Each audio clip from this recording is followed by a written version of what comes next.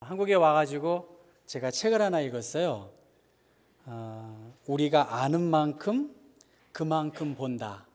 우리가 아는 만큼 그만큼 본다라는 그 말이 있더라고요. 알지 못하면 보이지 않는다. 그 말이 이제 설명을 합니다. 뉴질랜드에 다녀가신 분들이 한결같이 하는 말은 뉴질랜드 공기가 너무 좋다고 그래요. 그래서 뉴질랜드에 공기만 있는 게 아닌데 사실은 공기는 설악산에도 좋고 또 시골에도 좋지 않습니까? 근데 제가 그동안 16년 3개월째 이렇게 있으면서 목사님들 또 동기 목회자들 이렇게 가셨는데 목사님이 가장 그 아름다움을 보시는 것 같아요. 뉴질랜드의 그 아름다움을 말하는 거예요. 그러니까 공기가 좋아 그렇게 말씀을 하는데 목사님 뵈면 뉴질랜드의 아름다운 추억을 갖고 계시고 그 풀 하나 꽃 하나의 그 아름다움을 이렇게 보시는 것 같아요. 그래서 아니까 보는 거죠, 그렇죠? 옆에 있는 분들한테 한번 눈으로 보면서 보여요 한번 인사해 볼까요? 아픔도 보이고 좋은 것도 보이고 제가 생각을 많이 해서 보여요. 볼 줄 알았으면 좋겠어요. 정말 목사님 그 아름다움이 있다는 거 그게 저한테 늘 마음에 남아 있습니다. 뉴질랜드는 초등학교부터 고등학교 때까지 13년의 교육을 받습니다. 초등학교를 6년 다니고요. 그 다음에 인터라고 해서 초등학교 6학년부터 중학교 1학년 그거를 한국 나이로 인터, 그리고 고등학교를 5년 동안 다닙니다. 저희 아이들이 같은 학교를 초중 고등학교 또 대학도 같이 갈 예정인데 10년 동안 같은 고등학교를 제가 이렇게 아이들을 데려다 주고 데리고 오고 하는 그 모습을 보면서 제가 최근에 깨달은 게 있어요. 전엔 보이지 않았는데 곰곰이 이렇게 보니까 정문 옆에 언덕이 있는데요, 잔디예요. 근데 그 언덕으로 아이들이 막 가더라고요. 그쪽으로 가면 교실이 가까운 거죠. 많은 해에 수많은 그 발걸음들이 그곳을 가니까 길이 되더라고요. 그 언덕도 그 사람이 다니지 않는 그곳도 가니까 길이 되는구나. 그 제가 가면 길이 되는구나. 그래서 바울 사도의 책을 읽어봤어요. 그 큰 화보인데요. 그 화보에 바울 선생이 간 그 길이 다 선교의 또 통로가 되었고요. 복음 전파의 길이 됐더라고요. 반대로 최근에는 그 담이 말이죠. 쳐져 있어요. 그 밖에서 저런 식으로 저 유리 같이 그 철이 있지 않습니까? 그처럼 밖에서 안을 볼 수 있는 그 펜스가 쳐져 있는 거예요. 최근에요. 제가 이렇게 보니까 그 정문 이외에 문이 닫혀 있기 때문에 갈 수가 있을까요, 없을까요? 갈 수가 없더라고요. 그러니까 그 길이 되었던 그 언덕의 그 숲이 다시 잔디가 채워지는 그런 걸 보면서 제가 요새 느끼고 고백하는 게 하나님이 막으시지 않는 한 지금 오늘 우리들은 이 길을 가야 되겠다. 그런 생각을 해요. 한번 따라해 볼까요? 가면 길이 된다. 우리가 가면 하나님이 기뻐하시는 그러한 일들을 가면 하나님이 기뻐하시는 길이 열리고 하나님의 인도함을 받을 것이다. 만약 내가 중도에 포기하거나 중도에 절망하거나 이렇게 하지 않고 정말 하나님의 뜻이 계시면 이건 막으실 것이다. 그거 아니고서는 여러분이 얼마나 힘들어요. 전도하는 일들도 그렇고 헌신하는 모든 일들도 우리가 하나님이 그만하라 하실 때까지, 여러 환경 속에서 하지 말라 할 때까지 우리는 더 가야 되겠다. 그것이 뉴질랜드든 이 한국이든 말이죠. 우리의 삶의 모든 일에서 우리가 끝까지 가는 그러한 인내가 필요하다고 봅니다. 우리가 알고 있는 이 디도서는 디모데 전후서와 디도서를 목회서신이라고 하잖아요. 그래서 디모데 후서 4장의 말씀 보면 디도는 달마디아로 갔다, 누가만 나와 함께했다 하면서 그의 순교를 직감하면서 자기가 기억한 그 믿음의 사람들의 이름이 쭉 나와요. 그러니까 이 디도서는 디모데 후서 앞부분, 그 전에 쓰여진 것이고, 그가 로마 감옥에서 믿음의 아들 디모데에게 믿음의 사람이 어떻게 살아야 할 것인가, 그것에 대해서 편지한 그 내용입니다. 오늘 여러분 성경 구절을 좀 쭉 보고 제가 경험한 것들을 나누면서 마치려고 하는데요, 한번 5절 말씀 같이 다시 한번 읽어보겠습니다. 오늘 설교의 제목을 남겨둔 이유입니다.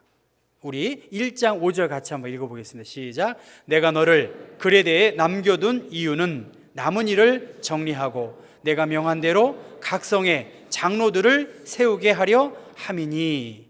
10절 읽습니다. 10절 시작.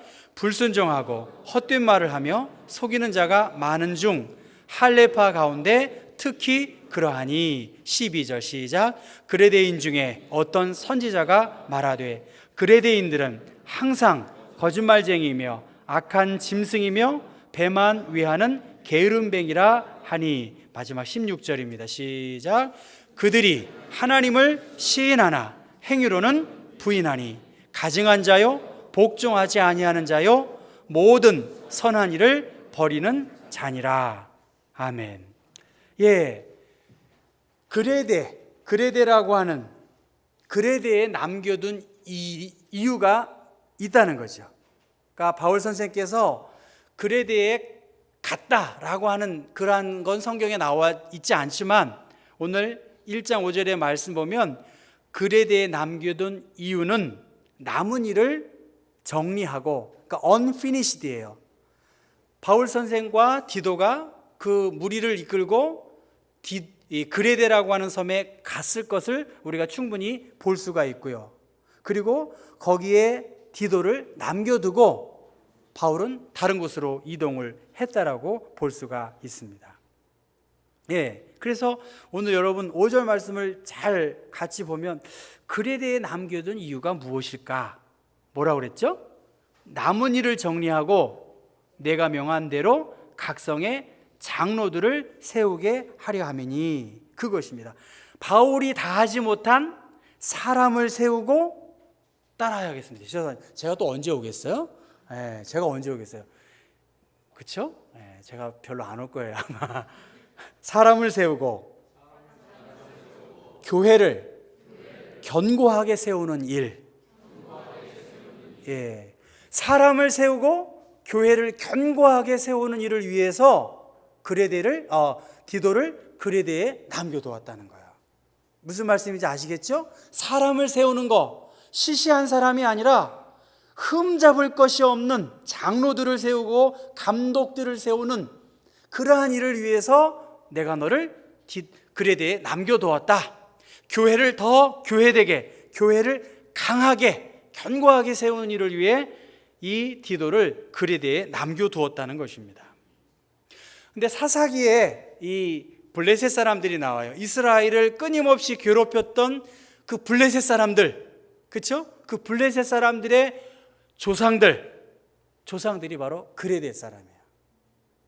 그러니까 전쟁을 치를 수 있다는 건 호전성이 있고 무기가 발전해야 되잖아요. 그렇죠? 예.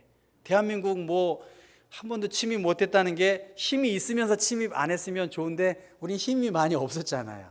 그러니까 이 블레셋 족속의 조상들이 그레데 사람이고, 그러니까 전쟁에도 능했고 또 무기도 발전했고 문명도 발전했으리라고 봅니다.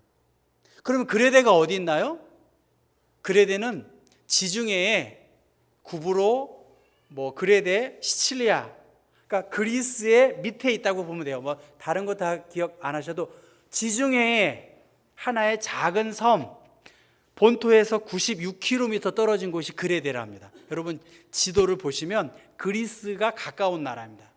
그게 그리스예요. 그러니까 변방의 열등감을 갖고 있었던 거칠고 사나운 사람들이 사는 곳이 그레데입니다. 그래서 아까 같이 읽었었던 10절 말씀에 보면 어떤 사람이래요? 불순종하고 헛된 말을 하며 속이는 자가 많은 중 할례파 가운데 특히 그러하다. 그게 그레데 사람들이에요. 반항적이고 쓸데없는 사소한 논쟁을 일삼고 헛된 말로 사람들을 현혹시키는 할례파 유대인들, 율법을 강조하고 할례 예식을 강조하고 거짓 교사들이 난무한 그곳이 바로 그레데 사람이었어요. 그래서 12절 말씀 보면 그레데인 중에 어떤 선지자가 말하되, 사도 바울이 지금 그레데 사람, 그레데 출신의 선지자라고 명망을 받는 에피메니데스라고 하는 BC 600년경에 그레데 출신의 그리스 6대 현인이라네요. 6명. 그렇죠? 그리스의 역사상 6명의 현인 가운데 한 사람인 에피베니데스라는 사람이 12절에 자기 사람들을 그렇게 말하는 거예요. 어떻답니까? 같이 한번 더 읽어볼까요? 그레데인들은 항상 거짓말쟁이이며 악한 짐승이며 배만 위하는 게으름뱅이다. 그렇게 말했어요. 하나님을 시인하나 입으로는, 행위로는 부인하는 그런 환경에 지금 제가 지금 무슨 말을 합니까? 지중해의 본토로부터 멀리 떨어져 있는 그 호전적이고 거짓말을 일삼고 자기의 논리로 사람들을 현혹시키는 그 환경이 열악한 가운데에서 디도에게 뭐라 그래요? 사람을 세우고 교회를 견고하게 하기 위해서 내가 너를 그레데에 남겨두었다. 그 말씀입니다. 그렇죠? 그 상황이에요. 환경이 열악했어요. 그런데 오늘 본문 6절에 책망할 것이 없고 한 아내의 남편이며 방탕하다는 비난을 받거나 불순종하는 일이 없는 믿는 자녀를 둔 그러한 사람을 세우라는 거예요. 생각해 보세요. 경석교회입니다. 이게 쉽겠어요? 아니면 그래요? 해가지고 경석 가족이 돼가지고 이런 사람이 아니라 그 중에서도 장로 같은 목회자와 같은 가정적으로도 자녀 교육까지도 더 아주 모델이 될 만한 사람을 세우라고 하니까 어떤 게 더 쉽겠습니까? 그렇죠? 굉장히 열악한 상황이에요. 굉장히 열악한 상황인데 디도서 3장 12절 말씀 보면 같이 한번 더 읽어볼까요? 여기까지만 읽고 제가 나머지 이야기할게요. 같이 읽습니다. 시작. 내가 아데마나 두기고를 내게 보내리니 그때에 내가 급히 니고볼리로 내게 오라.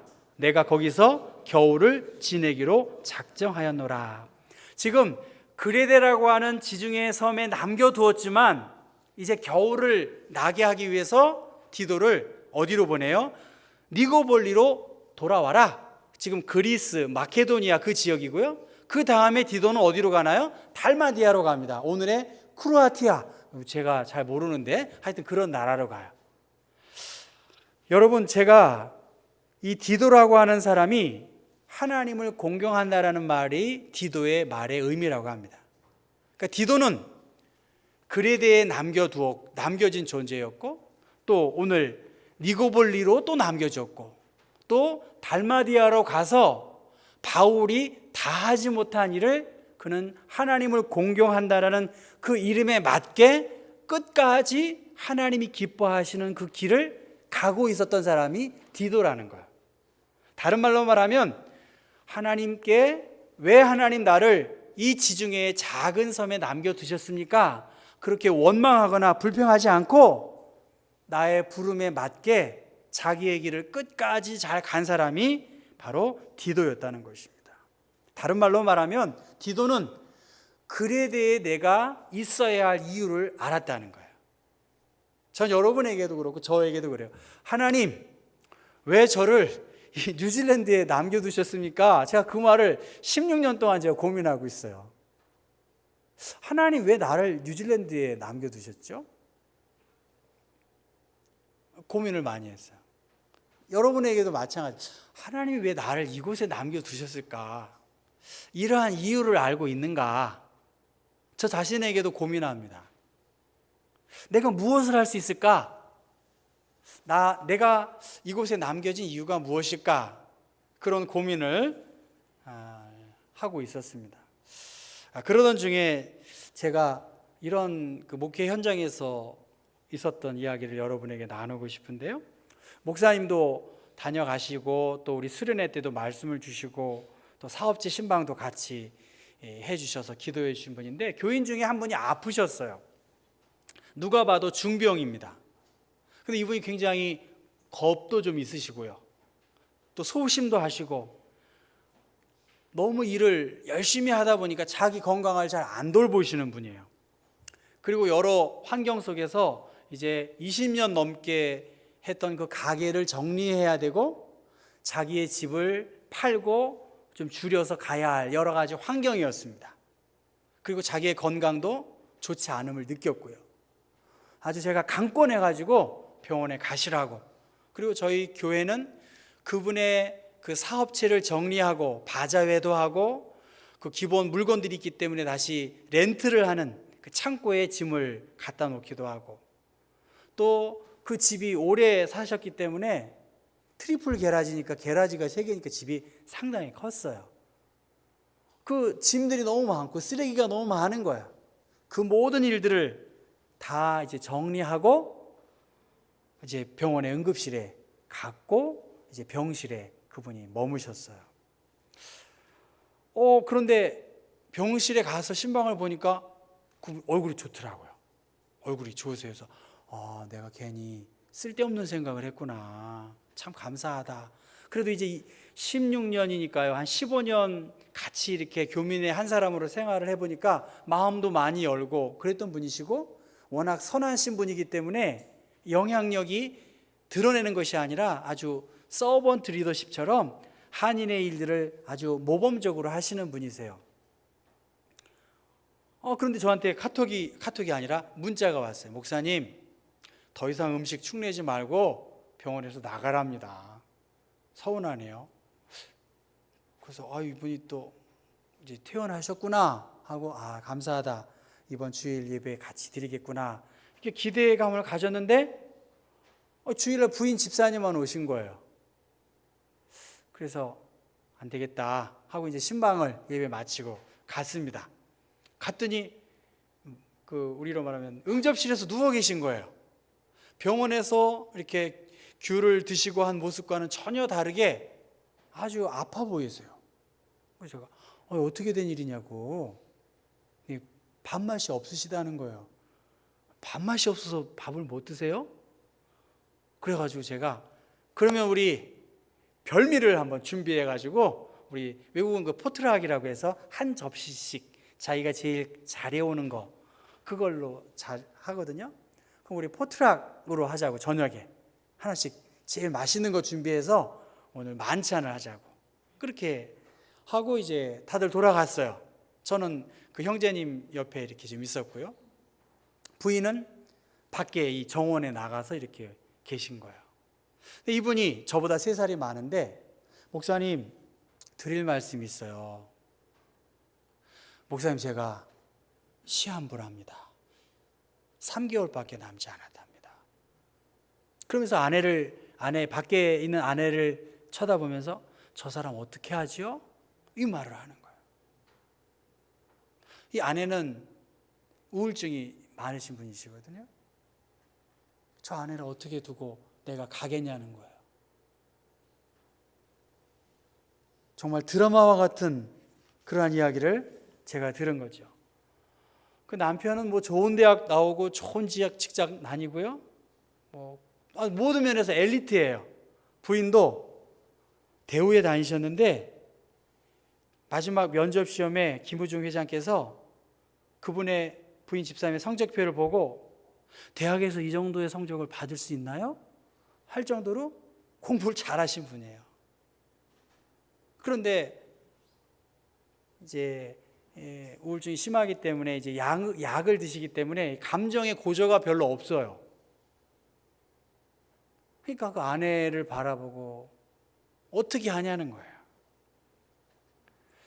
저는 사람이 말이죠, 3개월 좀 넘게 투병하시다가 호스피스 가셨다가 집에 왔다가 다시 호스피스로 가셔서 그런 그분의 저희 어머니도 돌아가셨지만 그렇게 가까이는 못 뵀거든요.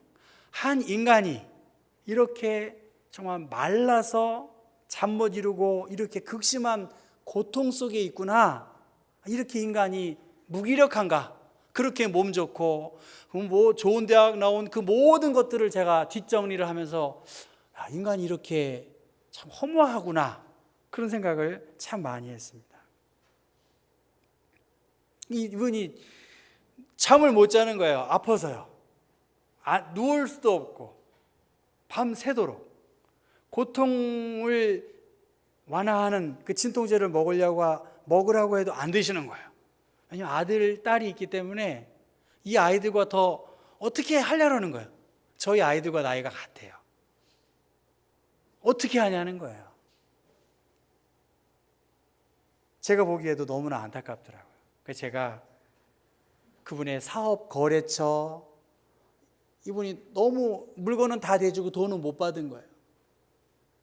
인보이스라고 해서 청구서를 내도 그냥 다 믿고 하니까 이 미수금이 너무너무 많은 거예요. 너무 안타까운 거예요. 그럼 막상 마지막 때 이분이 세임이 좀 약한 분인 건 사실이에요. 그 돈을 받아주고 또 이런저런 불편한 이야기를 또 제가 하기도 하고 받아야 되니까요. 그런 시간들을 보내면서 너무너무 그 아내와 아이들에 대한 그 마음을 보면서 제가 해밀턴에 있는 한 정말 누님처럼 내 자식처럼 내가 같이 하겠다, 가족처럼 그렇게 많이 위로했었습니다. 목요일이었는데요, 너무 안 좋아서 다시 이제는 호스피스로 갔습니다. 호스피스는 그렇게 오래 머무는 곳이 아니더라고요. 금요일 날 가봤더니 사람이 이렇게 보기도 힘들구나, 그렇게 느낌이 왔고요. 토요일이었습니다. 작년 10월 7일이죠. 10월 8일이겠네. 토요일이, 그죠? 딱 1년 됐어요, 오늘이. 토요일 날 제가 임종을 의식하고 저도 준비해서 제가 갔더니 금요일보다 더 어려운 거예요. 제가 보기에도 제가 두려울 정도로.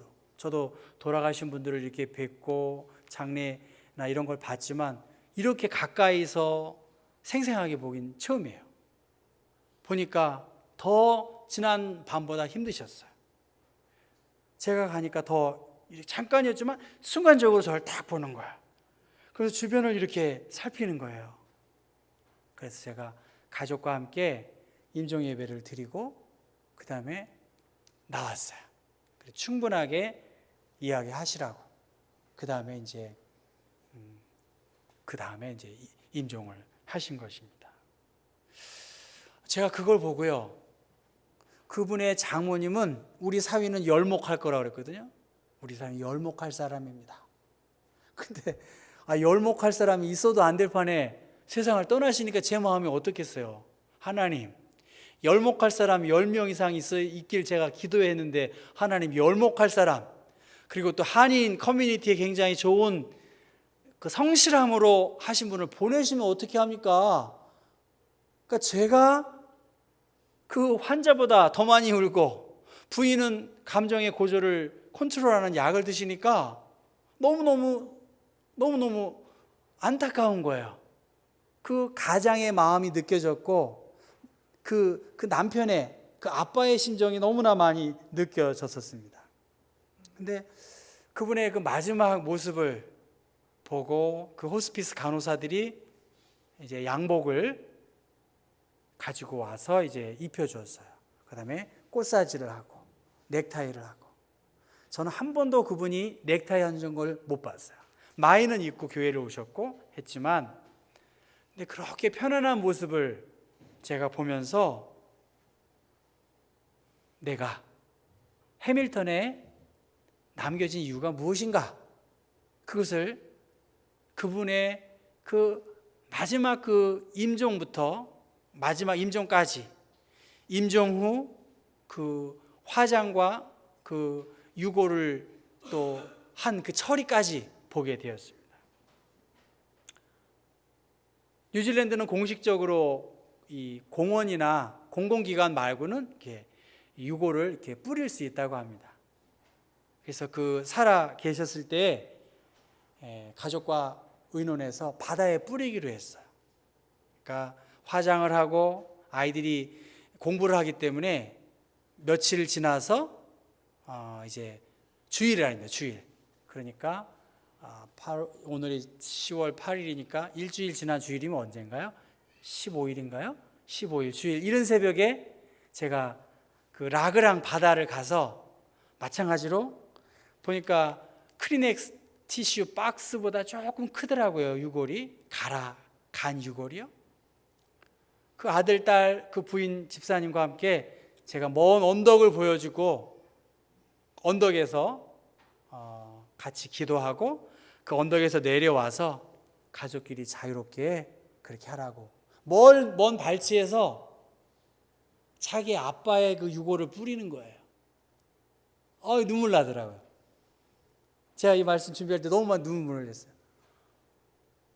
그 아들은 그냥 구두나 옷, 양복을 입었기 때문에 별로 안 들어가는데 그 딸은 무릎팍 찰 때까지 하염없이 그 아빠의 그 유골을 이렇게 뿌리는 거예요. 그 제가 멀리서 이렇게 보면서 내 둘째 딸인데요. 제 둘째 딸 아이의 그 모습을 보고 너무나 마음이 힘들었던 인생이 이처럼 흙으로 와서 저렇게 흙으로 가는구나. 그 뿌려진 다 뿌리고 남은 그 케이스지요. 깍을 제가 정리해서 이렇게 하고 느꼈던 부분입니다. 무슨 말이냐면 내가 저분의 마지막 가는 길에 함께 했구나. 저 가족들에게 함께 있었구나. 그 일을 위해서 하나님이 나를 보내신 거구나. 남게 하셨구나. 워낙 한인들이 그분과 여러 사업상 거래를 했기 때문에 장례식에 은혜로운 장례식이었어요. 아이들이 그렇게 한국말을 잘 못하는데 영어로 이렇게 아버지를 추모하는데 영어로 쭉 하면서 마지막 그 딸아이가 아빠 사랑해요. 다른 말은 잘 한국말을 못하니까 그 장례식을 참석한 많은 교민들이 그 장례 예식이나 이 모든 것을 보면서 기독교가 무엇인지 그리고 한 인간에 대해서 교회 공동체가 어떻게 섬기는지를 보게 되었던 계기가 되었던 것입니다. 여러분, 그레데에 디도를 남겨둔 이유가 사람을 세우고 교회를 강하게 했다. 하나님이 저를 뉴질랜드에 남게 한 것은 그 꺼져가는 그 생명에게 너 혼자가 있는 것이 아닌 친구가 있고 함께 동반했던 아마 주님 나라에 갔을 때 그분이 저한테 한 목사님 참 고마웠어요. 이 말은 해주실 것 같아요. 어떤 눈에 보이는 어떤 성과나 이런 부분은 많이 부족한 게 사실인데 최선으로 그리스도의 가족으로서 내가 그분과 함께 했겠구나 그러한 마음을 갖게 되었습니다.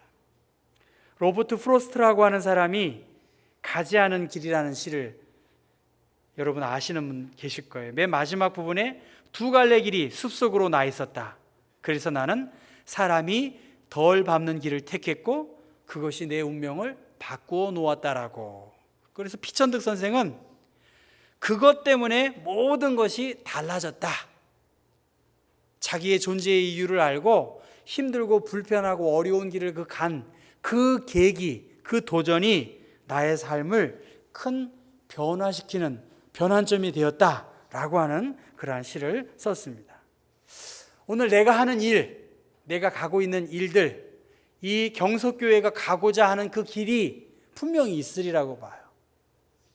그 길을 과연 내가 어떻게 축복의 통로고 하나님의 복음의 그 길을 인도하는 그 길인가 함께 고민했으면 좋겠어요.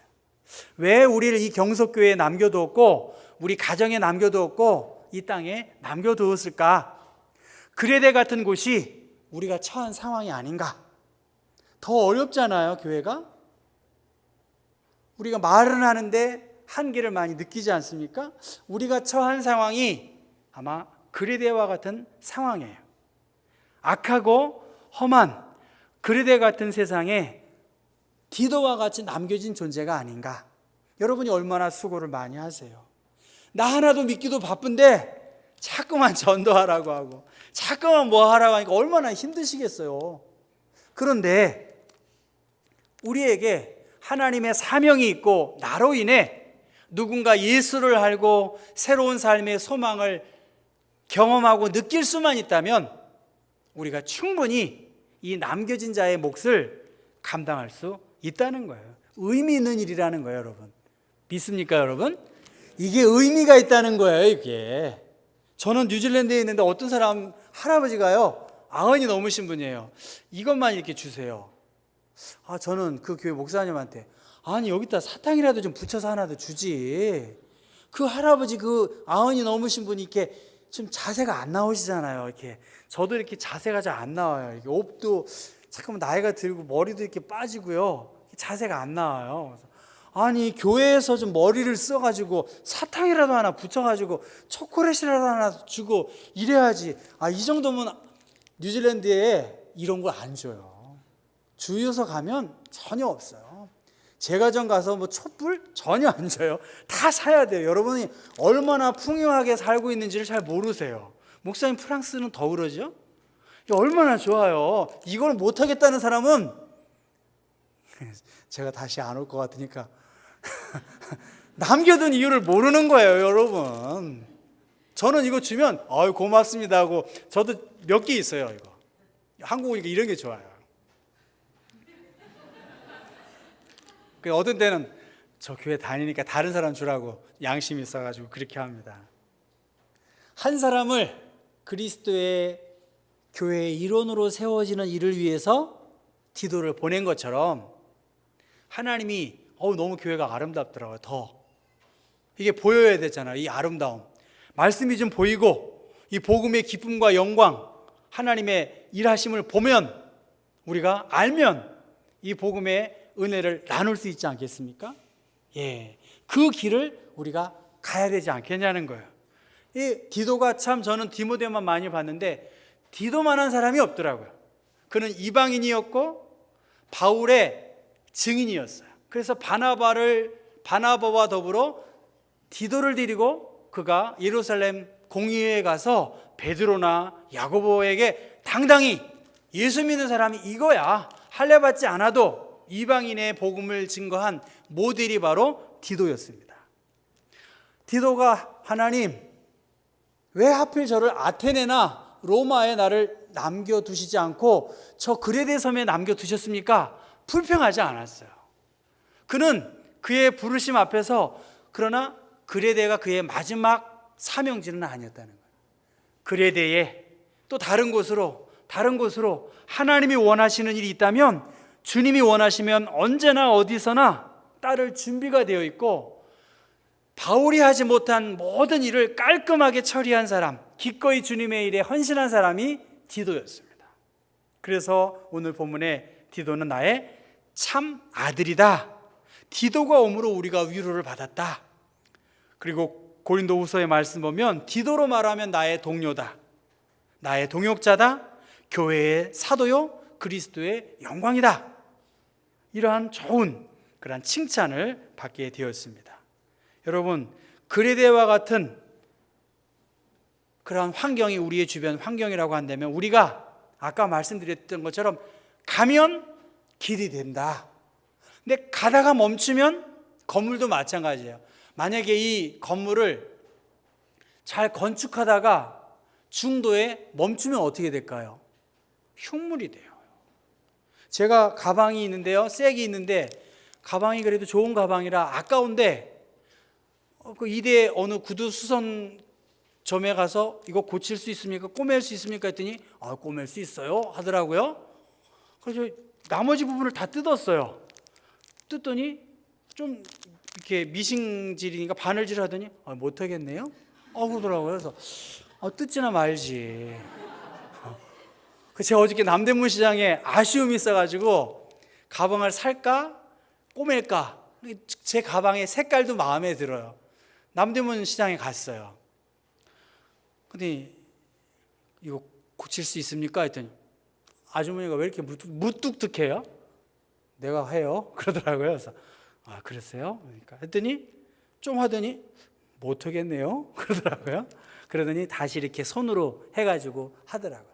제가 그거 보고 아니 그 전에 자기가 못하면 못한다고 하지 괜히 더 뜯어놓고 하니까 가방을 못 쓰게 만들었어요. 근데 제 가방이 너무 마음에 드는 가방인 거예요. 그래서 어저께 3,000원 주고 다 고쳤어요. 처음에는 이분이 하다가 못하겠는데요 다시 또 그러더니 천천히 손으로 이렇게 바늘을 끼더라고요. 무슨 말이에요? 가다가 중단하면 건물도 건축을 이렇게 리모델링이나 하다가 중도에 멈추면 흉물이 되지 않습니까? 우리의 믿음 생활도 그래요. 우리는 이미 그리스도의 사람이에요.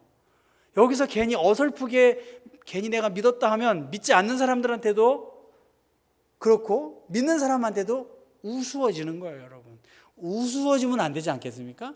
우리는 이미 그리스도인이에요. 그리스도의 사람이에요. 그러니까 어떻게 해요? 미래를 향해서 우리는 달려가야 된다는 거예요. 그러니까 말씀을 따라가고 교회의 비전을 따라 가다 보면 하나님이 길을 열어주신다. 교회를 교회되게 하고 사람을 세우는 일을 위해서 하나님이 그만하라 하실 때까지 디도를 그레데에 남겨두었다면 바울은 뭐 했을까요? 기도했겠지요. 성령님은 그레데에 남겨진 디도를 어떻게 했을까요? 성령의 말할 수 없는 방법으로 디도를 통해서 교회가 교회되고 한 사람이 그리스도의 사람으로 온전히 커가는 일을 위해 아마 성령께서 역사하셨을 것입니다. 우리가 가는 길이 참 힘들고 외롭겠다. 여러분들이 이렇게 예배드리고 봉사하고 하나님 믿는 거, 그 그레데와 같은 사람들 배만위하고 거짓말장이고 말 좋아하고 다른 사람 이렇게 좋아하는 이 환경 속에서 하나님이 나를 이 그레데와 같은 세상에 남겨진 이유가 무엇일까? 이것을 알고 아까 처음에 말씀드린 것처럼 내가 아는 만큼 나의 존재의 이유를 아는 만큼 우리가 볼 수 있고요. 내가 아는 만큼 그리스도의 사람으로 하나님의 영광을 나타내실 것입니다. 하나님이 그만하라 하실 때까지 우리는 어떻게 해야죠? 어떻게 해야 되죠? 전해야 되고요. 가야 되고요. 그러다 보면 어떻게 될까요? 길이 열리고요. 우리의 인생에 아름다운 축복의 계기가 될 줄로 믿습니다. 여러분 감사하고 함께 아름다운 경석교회, 아름다운 하나님의 나라 꿈꾸면서 가실 수 있기를 주님의 이름으로 축원합니다. 기도하겠습니다. 할렐루야, 찬송과 영광을 주님께 돌려드립니다. 그레데 같은 사나운 세상 속에 우리를 남겨두신 하나님의 뜻을 깨닫게 하여 주시옵소서. 디도와 같이 믿음으로 사명을 따라 가려는 그러한 마음을 갖게 하여 주시옵소서. 하나님, 가면 정말 길이 됩니다. 주님께서 그만하라 하실 때까지 이 길을 멈추지 않고 잘 가기를 원합니다. 훗날 내 인생을 통해 나를 지켜주고 위로했던 그러한 좋은 사람이었구나라고 하는 그러한 마음을 가질 수 있는 인생이 있다면 얼마나 아름다운 인생이겠습니까? 정말 주님 앞에 설 그날 하나님 보시기에 아름답고 풍성했다고 칭찬 듣는 그러한 믿음의 사람 되게 하여 주옵소서. 한 줌 흙으로 돌아갈 짧은 인생입니다. 주님 얼굴 배울 그날까지 부끄럽지 않게 하시고 내가 이곳에 남겨진 이유, 내가 우리의 가정에 남겨진 이유, 내가 우리 성가대와 남신도 여신도 우리 교회학교 나의 사명의 자리에 남겨진 이유가 무엇인지 알고 이 일을 위해 끊임없이 전진하여 주님의 마음을 시원케 하는 귀한 하나님의 사람들 되게 하여 주옵소서. 예수 그리스도의 이름 받들어 감사하고 기도했습니다.